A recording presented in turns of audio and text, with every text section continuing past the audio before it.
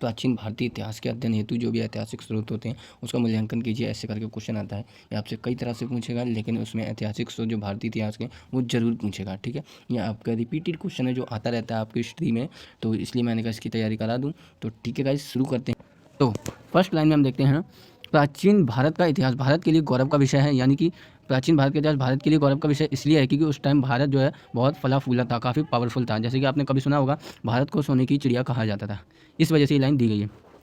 प्राचीन भारतीय इतिहास के तात्पर्य प्रारंभ से 1200 ईस्वी तक के काल में भारतीय इतिहास से है। यानी कि ये जो बात कही गई है 12 ईस्वी तक के काल के लिए कही गई है।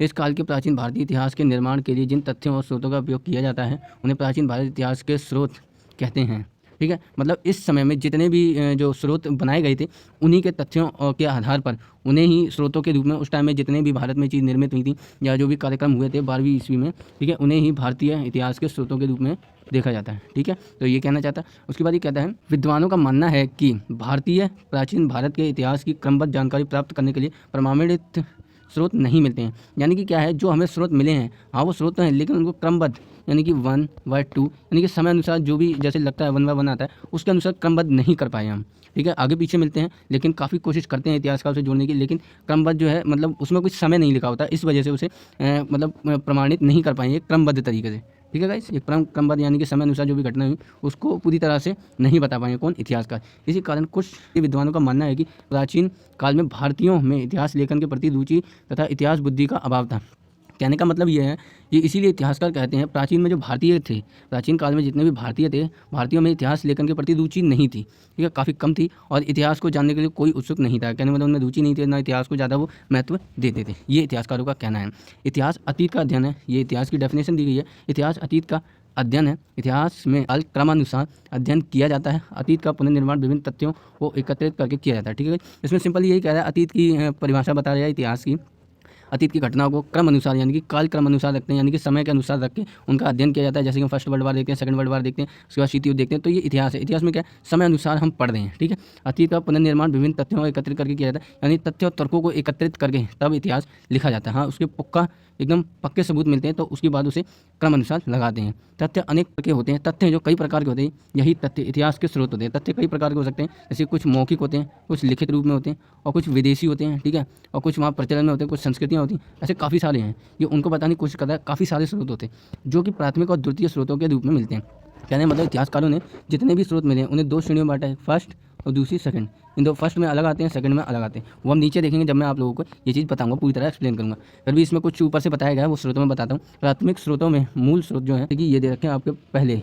प्राथमिक स्रोत जो है वो ये हैं, जैसे अभिलेख हो गए, मुद्राएं हो गई, स्मारक हो गए, स्मारक भवन उस टाइम के बने हुए भवन, अभिलेख जो अभिलेख ताम्रपात्रों पर लिखे जाते थे, मुद्राएं उस टाइम के पैसे जो सिक्के होते थे वो, मूर्तियाँ हैं, ठीक है। उसके बाद अवशेष, उसके उस टाइम के जो भी अवशेष मिले वो, और मूल रचना, और जो उस टाइम जो भी रचनाएं कराई गई, मूर्तियाँ वगैरह बनाई गई वो, ये जो चीज़ें हैं ये जो है मूल आते हैं, ठीक है, मूल स्रोत के अंदर आते हैं। और जैसे उसके बाद दूसरे आते हैं द्वितीयक में, एक वेद आते हैं जो संस्कृति और धार्मिक होते हैं, उपनिषद आते हैं, रामायण आती है, महाभारत आती है, आदि सामग्रियाँ आती हैं, यानी कि धार्मिक तौर पे जितनी भी चीज़ें दी गई थी वो आती हैं, ठीक है। द्वितीय स्रोतों के सॉरी ये प्राथमिक स्रोतों में आते हैं। और द्वितीयक स्रोतों के अंतर्गत प्रकाशित प्रलेख या स्मारक लिखित सामग्री आती है। यानी कि द्वितीय में क्या आता है, मतलब अंतर्गत अप्रकाशित, जिन्हें प्रकाशित ना किया हो, जो लिखित में ना हो। जैसे मैंने भी आपको बताया था मौखिक जो होती है, मौखिक बता दिया जाएगा, ठीक है। और कुछ चित्र बने हुए होते हैं गुफाओं में, जो चित्र में मिलते हैं उसके तौर पर हम अंदाजा लगा के बताते हैं, वो द्वितीयक स्रोत में आते हैं। ये आपका परिचय था, परिचय खत्म होता है गाइस। भारतीय इतिहास के जो पुरातत्विक स्रोत को ये देखिए गाइस, शुरू करते हैं। इसमें तो मैं भौतिक वस्तुओं का अध्ययन किया जाता है। जो भौतिक मतलब जिन्हें आप छू सकते हैं, पकड़ सकते हैं, वो सब है, ठीक है। वो तो इतना तो आप समझते ही होंगे, जिनका निर्माण और उपयोग मनुष्य ने किया है। अतः वे समस्त भौतिक वस्तुएं जो अतीत में मनुष्य द्वारा निर्मित की गई हैं और उसके द्वारा उपयोग की गई हैं, उन वस्तुओं को क्या है, पुरातत्विक स्रोत में सम्मिलित किया जाता है। वे सभी वस्तुएं पुरातत्व के अंतर्गत आती हैं, पुरातत्विक स्रोत कहलाती हैं। जो उस समय जो मनुष्य ने बनाई थी अपने जीवन में, रोजमर्रा के जीवन में इस्तेमाल करते थे, ठीक है, उन चीज़ों को क्या है, इसमें भौतिक वो वस्तुएं थी उनको पुरातत्विक स्रोत में रखा गया है, ठीक है। और उसके बाद कहता है पुरातत्विक स्रोत के अंतर्गत आती हैं। विद्वान पुरातत्विक स्रोतों को बहुत अधिक प्रमाणित मानते हैं क्योंकि पुरातत्विक स्रोतों में लेखक कोई गड़बड़ी नहीं कर सकता, क्योंकि उस समय जो भी ताम्रपात्र और अभिलेख वगैरह जो मिले थे उसमें क्या है, कोई भी लेखक कुछ गड़बड़ी नहीं कर सकता है। जबकि धार्मिक वगैरह जो भी स्रोत होते हैं उसमें कुछ मौखिक रूप से बताई हुई बातें लिखी होती हैं, जो आपके द्वितीयक स्रोत में बताया गया था, ठीक है गाइस। तो इसलिए जो वैज्ञानिक हैं, विद्वान जो हैं और वैज्ञानिक, वो इसीलिए मानते हैं क्योंकि उसमें कोई छेड़छाड़ नहीं कर सकता, इसीलिए उन स्रोतों को काफ़ी अच्छा माना जाता है। उन्हीं में से पहला स्रोत आपका पड़ता है ये अभिलेख। अभिलेख को हम पढ़ते हैं, अभिलेख वह लेख होते हैं जो पत्थर, धातु, लकड़ी या हड्डी को खोद कर लिखे जाते हैं। कहने का मतलब आपने कभी पत्थर पे लिखी हुई बातें देखी होंगी और हड्डियों पे भी कभी कभार बातें लिखी हुई आपने देखी होंगी। और कुछ ताम्र पात्रों जैसे आपने मृत भांडों पे जो मिट्टी के बर्तन होते हैं उन पे देखा होगा, ये आपकी उसमें मिलती है, किसमें, आपकी हड़प्पा सभ्यता के अंतर्गत स्रोत मिलता है, आपने 12th में पढ़ा होगा।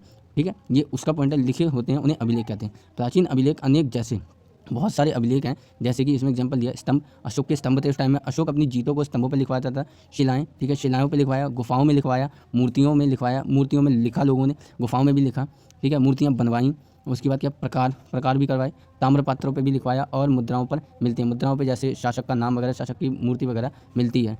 ठीक है, ये है अभिलेखों के अध्ययन को पुरालेख शास्त्र कहते हैं। अभिलेखों का अध्ययन जो किया जाता है उसे पुरालेख शास्त्र कहते हैं। ठीक है, उसके बाद इसमें आगे लिखा है, कतिपय विद्वान प्राचीन भारतीय इतिहास के स्रोतों में सर्वाधिक महत्वपूर्ण एवं प्रमाणित स्रोत अभिलेखों को मानते हैं। सबसे अच्छा और जो पुख्ता जो सबूत है उसको अभिलेखों को मानते हैं। कौन विद्वान, क्योंकि कहते हैं ये सबसे अच्छा स्रोत है इतिहास को समझने के लिए, क्योंकि उसमें कोई गड़बड़ी नहीं कर सकता और राजाओं द्वारा और मूर्तियाँ वगैरह जो बनवाई गई थी वो अभी तक जैसी थी वैसी ही हैं, अभी तक कुछ खराब नहीं हुई है। ठीक है, ये इसीलिए सबसे अच्छा स्रोत मानते हैं। देश में सर्वाधिक अभिलेख मैसूर कर्नाटक में संरक्षित पाए गए हैं।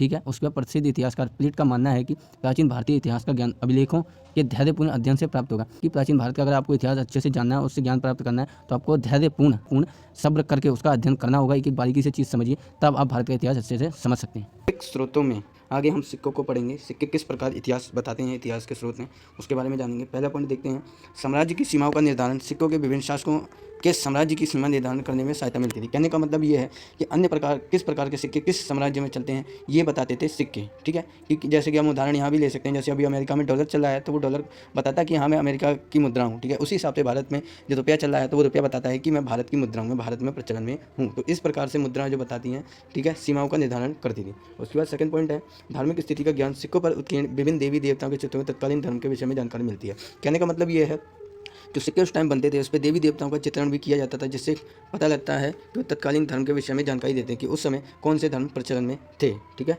धार्मिक स्थिति को बताते हैं। उसके बाद तीसरे पॉइंट में कहता है तिथि निर्धारण में सहायक, यानी कि तिथि निर्धारण उस समय उन सिक्कों पर उस जिस टाइम वो बने थे उस वो समय लिखा होता था। ठीक है, सिक्कों पर तिथि से हमें इतिहास की उलझी हुई तिथियों में के संविधान में सहायता मिलती थी। कहने का मतलब हमें पता लगता है वो सिक्के किस समय में प्रचलन में थे, जिससे हमें क्रम अनुसार उनके इतिहास को जोड़ने में आसानी होती है इतिहासकारों को। ठीक है, चौथे पॉइंट में हम देखेंगे विदेशी शासकों के विषय में जानकारी। ठीक है, और हिंदू इटियन तथा हिंदू यूनानी शासकों ने लगभग 300 वर्षों तक भारत के उत्तरी पश्चिमी भागों पर शासन किया। इस बात की जानकारी हमें सिक्कों से प्राप्त होती है। कहने का मतलब ये है कि विदेशी शासकों के विषय में जानकारी ऐसे मिलती है, विदेशी शासक जो है शासन किया था विदेशी शासकों ने, तो विदेशी शासकों ने अपने नाम लिखवाए थे उन सिक्कों पे। ठीक है, और वो भारत में प्रचलन में थे, तो इससे पता लगता है हाँ विदेशी कुछ शासक यहाँ आए थे, भारत पे कब्जा किया था और उस पर शासन किया था। उसके बाद फिफ्थ पॉइंट में देखते हैं क्या बोलता है, शासकों की व्यक्तिगत रुचियों की जानकारी। सिक्कों पर अंकित चित्रों से राजाओं की व्यक्तिगतता को बताता है। कहने का मतलब ये है शासकों की व्यक्तिगत रुचियों के बताए, यानी कि उस टाइम जो शासक होते थे वो अपनी मर्जी के अकॉर्डिंग उस पर चित्र छपवाते थे। जैसे कि आप अशोक वाले में देखेंगे उसमें मनोहर मुख आकृति के चित्र छपे होते थे, यानी कि राजा जो बहुत सुंदर होता था उसकी आकृति सिक्कों पे छपी होती थी। ये आप उदाहरण ले सकते हैं। ठीक है, तो राजा की मर्जी के अकॉर्डिंग सिक्के जो हैं सिक्कों पे मूर्तियां या फिर कुछ छपवाया जाता था। साहित्यिक स्रोतों में देखते हैं मोहरें। मोहरों के बारे में कहा गया है कि मोहरें भी प्राचीन भारतीय इतिहास के मुख्य स्रोतों में आती हैं। यानी मतलब मोहरों के द्वारा भी हम प्राचीन भारत का इतिहास जान सकते हैं। मुख्य स्रोतों में क्यों रखा गया ये आगे बताएगा। सिंधु घाटी सभ्यता से लगभग 2000 वर्ष से भी अधिक मोहरें मिली हैं। कहने का मतलब ये सिंधु घाटी सभ्यता से जो है 2000 से ज़्यादा क्या है मुद्राएं मिली हैं। ठीक है, जिससे पता लगता है उस टाइम मोहरें मिली हैं जो चलती थी। ठीक है, जिनसे तत्कालीन जलवायु,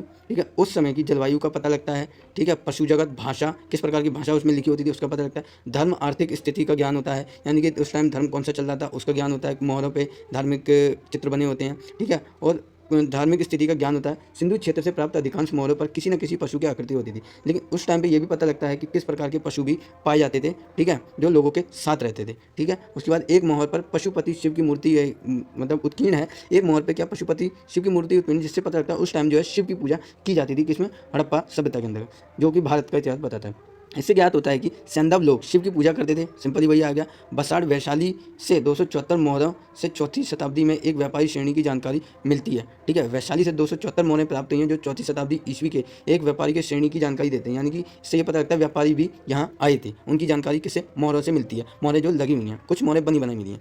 मोहरें तत्कालिक आर्थिक एवं प्रशासनिक कार्य में व्यवहार की जानकारी देती हैं। मोहरें द्वारा उस समय आर्थिक स्थिति क्या चली थी उसके बारे में पता लगता है, और प्रशासनिक स्थिति किसका प्रशासन किस समय में चल रहा था इसकी भी जानकारी मोहरों से प्राप्त होती है। ठीक है, अगले पॉइंट को अगर हम देखते हैं तो स्मारक। स्मारक में क्या कहते हैं? स्मारक से तात्पर्य क्या है? प्राचीन भवन, जो भी स्मारक के तौर पे जितनी भी हमारी चीज़ें हैं, जैसे कि हम एग्जाम्पल लाल किला हो गया, ठीक है, हमारा ताजमहल हो गया, जितनी भी कुतुब मीनार हो गया, ये जितनी भी हमारी पुरानी भवनें हैं, उनको हम स्मारक के तौर पे रख सकते हैं। जैसे प्राचीन भवन हो गया, मूर्तियाँ हो गई, ठीक है, मरे हुए लोगों की स्मृति भवन हो गए, ठीक है, जैसे उसका जैसे हुमायूं का मकबरा होगा, ठीक है, और धार्मिक भवन हो गए, धार्मिक भवन जो बनाए गए थे वो हो गए, ठीक है, हड़प्पा के मोहनजोदड़ो हो गया, तक्षशिला हो गई, नालंदा हो गया, रोपड़ हो गई, हस्तिनापुर हो गया, महाभारत का युद्ध, बनावली हो गया, आदि जो चीज़ें हैं, ये जो क्या है, ये हमें बताती हैं कि हाँ उस टाइम ये जो आज भी इस भवन बने हैं, ये हमें बताते हैं हाँ उस समय भी असल में ऐसी घटनाएं घटित हुई थी, ठीक है, आज भी ये जो बताते हैं, ठीक है। तत्कालीन वस्तुकला, नगर नियोजन, सामाजिक स्थिति, धार्मिक स्थिति तथा सांस्कृतिक स्थिति का ज्ञान होता है। क्या यानी कि इन स्मारकों से हमें पता लगता है, उस वस्तुकला से हमें ज्ञान होता है कि उस समय लोगों की सामाजिक स्थिति क्या थी, धार्मिक स्थिति क्या थी और सांस्कृतिक स्थिति क्या थी, यानी किस धर्म को लोग ज़्यादा मानते थे, उनके समाज में स्थिति क्या थी, समाज किस प्रकार चलता था, क्योंकि उत्कीर्ण कई लोग जो है अपने मकानों पर उत्कीर्ण करा देते थे, कई कुछ लिखते भी थे, ठीक है। ऐसे का जैसे स्तूप होता था, ठीक है, बौद्ध धर्म का स्तूप मिल गया, चैत्य मिलता था उस टाइम बिहार में, ठीक है, विहार मिलता था गुफाओं में, तथा मंदिरों के तत्कालीन धार्मिक और सांस्कृतिक स्थिति का ज्ञान था, यानी कि मंदिरों के अंदर जो मूर्तियाँ पाई गई हैं उससे पता लगता है किनकी पूजा होती थी, जो भी है, जो भी इन भवनों में चित्रित या लिखित जो चीज़ें पाई उससे ज्ञात होता है किस प्रकार धार्मिक और सामाजिक स्थिति चलती थी।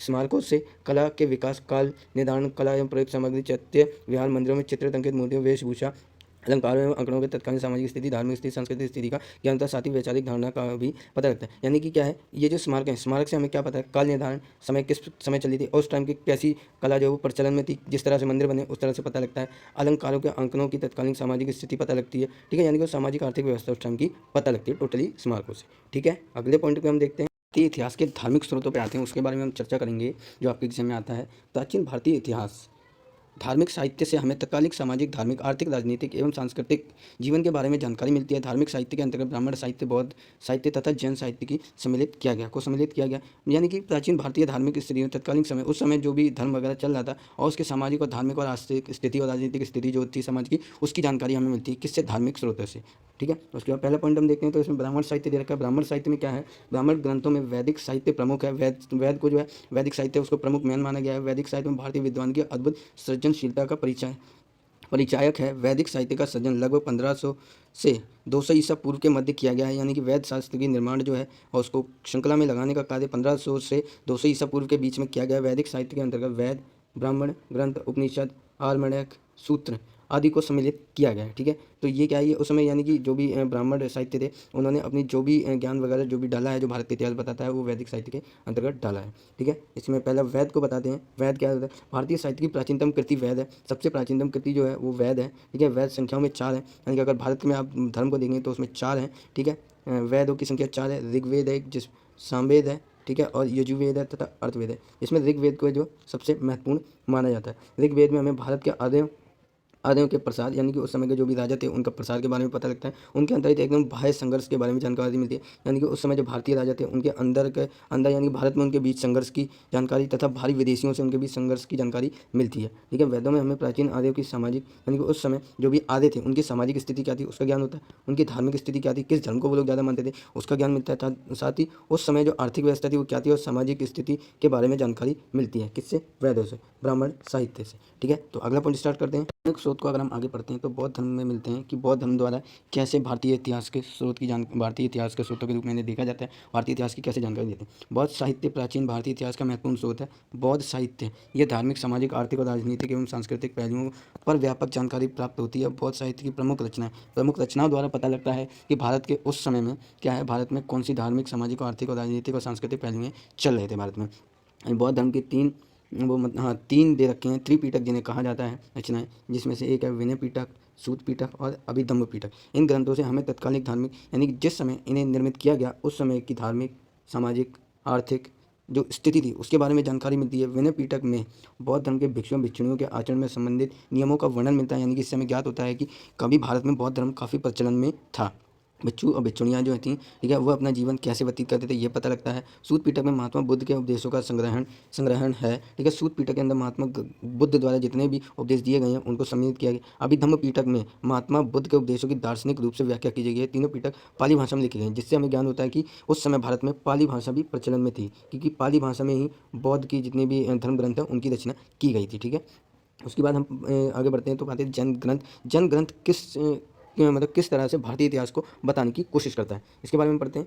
जैन धर्म साहित्य प्राचीन भारतीय इतिहास का महत्वपूर्ण स्रोत है। ठीक है, जैन साहित्य से धार्मिक, सामाजिक, आर्थिक, राजनीतिक व सांस्कृतिक पहलुओं को व्यापक जानकारी प्राप्त होती है। जैन साहित्य में आगमन साहित्य का स्थान सर्वोपरि होता है। ठीक है, आगम का साहित्य सबसे ऊपर रखा जाता है। इसमें 12 अंग हैं, ठीक है, 12 उपांग हैं और 10 प्रकीर्ण, 6 छंद सूत्र और नंद सूत्र, अनुगद्वार और मूल सूत्र सम्मिलित हैं। वस्तुतः इसकी रचना, इनकी जो रचना की गई थी 400 ईसा पूर्व से 600 ईसा पूर्व के बीच में हुई थी, जो कि भारत के उस समय भारत का इतिहास बताती है, जिसको वर्तमान रूप में 512 से 513 ईस्वी की वल्लभी के आयोजित संगीति में दिया गया है। आगम साहित्य जैन धर्म से संबंधित सूचनाओं के महत्वपूर्ण स्रोत हैं। ठीक है, ये जो है आगम साहित्य जो है वो जैन धर्म, आगम जो साहित्य है वो जैन धर्म की सभी सूचनाओं प्राप्त होती हैं उसमें से। ठीक है, उसके बाद जो है जैन ग्रंथों में भट्टबाहु चरित्र, परिषद पर्वत, ठीक है, पुण्यजाव्य, कथापो, लोक विभाग उस समय चलता था। ठीक है, आवश्यक सूत्र क्या चाहिए आदि प्रमुख हैं। आदि की जानकारी हमें किससे मिलती है? जो जैन ग्रंथ हैं उनसे मिलती है। जैन ग्रंथ तत्कालीन भारत के राजतंत्र एवं राज्य गणराज्यों पर अच्छा प्रभाव डालते थे, यानी कि जो भी बौद्ध साहित्य थे उस समय, जैन साहित्य थे, उनका प्रभाव जो भारत पे किस तरह था ये बताता है। तो आगे हम देखते हैं कि विदेशी लेखकों एवं यात्रियों के विवरण जो हैं जिससे भारतीय इतिहास का ज्ञान होता है। ठीक है, उसमें पढ़ते हैं। भारतीय इतिहास के अनुशीलन से विदित है कि प्राचीन काल से ही विभिन्न प्रयोजनों से प्रेरित होकर भारत की भूमि भ्रमण हेतु अनेक विदेशी यात्री आते थे, यानी कि यहाँ घूमने के लिए बहुत सारे बाहर से यात्री आया करते थे, इनसे प्रेरित होकर भारत से, ठीक है, आते थे, जिनमें से कई विदेशी आक्रांताओं के साथ, कई विदेशी राजदूतों के साथ के रूप में, कई व्यापारी के रूप में और कई पर्यटक के रूप में तथा कई अपने ज्ञान प्यासी के रूप में, जैसे कि अल बिरूनी आया था उसको के रूप में मिटाने भारत आया करते थे। उन्होंने अपने अनुभव एवं संस्करण को लिपिबद्ध किया है, जो कि भारतीय इतिहास पर व्यापक प्रकाश डालते हैं। इसमें आप उदाहरण ले सकते हैं, अल बिरूनी जो है, जो आपकी 12th की बुक में अल बिरूनी ने जो भी भारत के बारे में लिखा था, आप वो एग्जाम्पल इसमें डाल सकते हैं कि वो विदेशी था, भारत में यात्रा के थ्रू आया था, भारत की जानकारी काफ़ी कुछ उसने लिखी थी। उसके बाद 5th पॉइंट में आप जो है चीनी लेख डाल सकते हैं। चीनी लेख में क्या है, चीन से कुछ लोग आते थे, भारत के बारे में लिखा था, तो वो है फांची शिंग यांग, जो आपके बुक में चैप्टर दे रखा है 4th चैप्टर में 12th में, उसके आप एग्जाम्पल भी इसमें डाल सकते हैं। जैसे चीनी लेखकों ने प्राचीन भारतीय इतिहास के स्रोत के रूप में महत्वपूर्ण ऐतिहासिक साहित्य स्रोत सामग्री उपलब्ध कराई है। चीनी लेखकों में बहुत सारे लेखकों ने धार्मिक ज्ञान पिपासा को मिटाने भारत की यात्रा की, भारत की भूमि का भ्रमण किया। चीनी लेखकों ने धार्मिक ग्रंथों का चीनी भाषा में अनुवाद किया। कहने का मतलब भारतीय जितने भी धार्मिक ग्रंथ थे उनको चीनी भाषा में लिखा। उन्होंने भारतीय ज्ञान को चिरस्थायी बनाने में महत्वपूर्ण भूमिका निभाई। भारतीय इतिहास को और अच्छा बनाने में उन्होंने महत्वपूर्ण भूमिका निभाई। चीनी लेखकों का विवरण भारतीय इतिहास लेखन में बहुत महत्व रखता है, जिससे हमें क्या है, भारत के इतिहास जानने में पूर्ण भूमिका इन्होंने निभाई थी। गाइज़, यहाँ पे आपका ये जो चैप्टर है वो फिनिश होता है। उसके बाद आपको अगर ये नोट्स चाहिए तो आप कमेंट कर सकते हैं, मैं आपको फ्री नोट्स प्रोवाइड कराऊंगा। ठीक है गाइज़, लेकिन उससे पहले आपसे एक रिक्वेस्ट है guys, please like share and subscribe कर दिया करिए। मिलते हैं नेक्स्ट वीडियो में, तो एक बार कमेंट करके ज़रूर बताइएगा कि वीडियो कैसी लगी है। ठीक है, और जो भी आपका डाउट है एक बार कमेंट कर सकते हैं, मैं आपका डाउट क्लियर कर दूँगा। आपको फ्री नोट्स चाहिए, फ्री नोट्स मैं आपको प्रोवाइड कर दूँगा एज ए PDF के रूप में। मिलते हैं नेक्स्ट एक और इम्पॉर्टेंट वीडियो में, जो आपकी